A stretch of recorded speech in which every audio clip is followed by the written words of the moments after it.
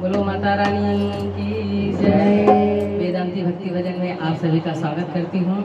आज हम लोग राय भैया के स्टूडियो में, राम रिकॉर्डिंग स्टूडियो में आए हैं और हमारे बेटे का शादी है। उसके उपलक्ष्य में हमने अच्छा माता जी का पचरा भजन विवाह गाएंगे, आप लोग सुनिएगा और हमारे बहू और बेटे को आशीर्वाद जरूर देना। बहुत बहुत धन्यवाद। जय माता जी। जय माता।